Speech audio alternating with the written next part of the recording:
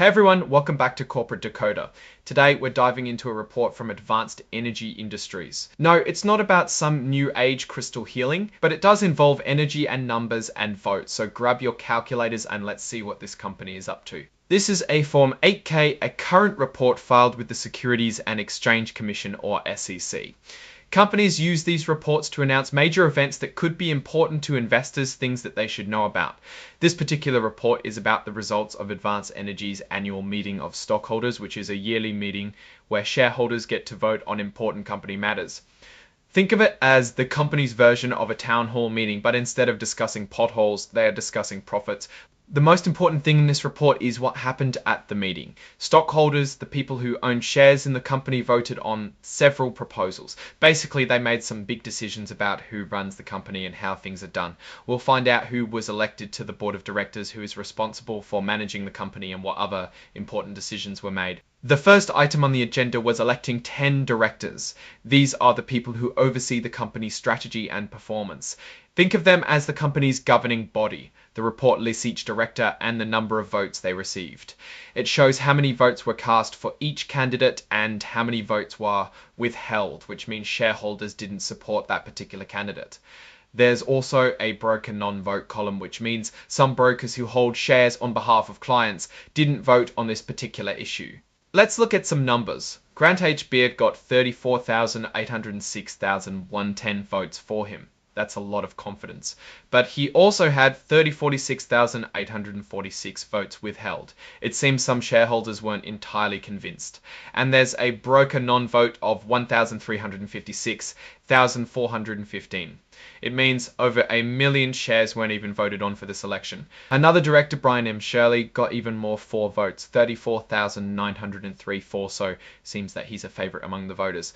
All 10 nominees were elected, meaning they'll serve as directors until the next annual meeting in 2026. Basically, these folks are in charge for another year unless something changes. Next up was ratifying, which means approving the appointment of Ernst & Young LP as the company's independent registered public accounting firm for 2025.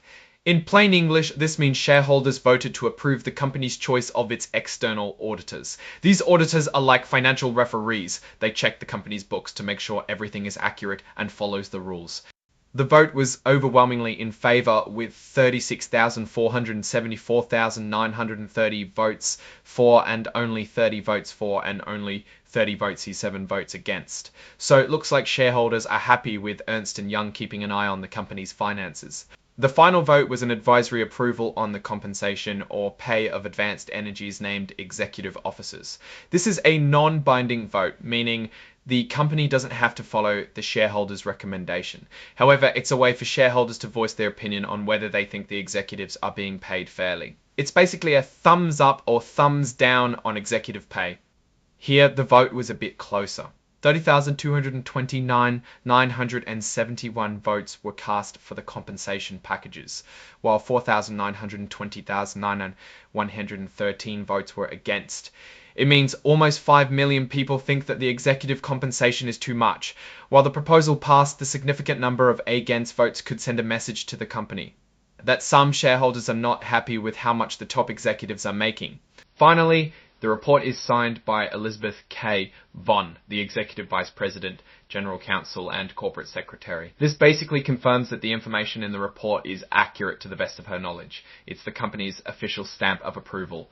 Now let's step back and look at the big picture. From this report, we can see that Advanced Energy had a pretty standard annual meeting. The directors were re-elected with solid support. The auditors were approved without much fuss, and the executive compensation got a nod, albeit with some dissent. One thing that stands out is that a significant number of shares were not voted on in the election of directors. This could be because some shareholders are not engaged or because of logistical issues with voting.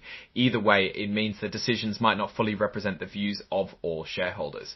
The other thing to watch is the relatively high number of votes against the executive compensation packages.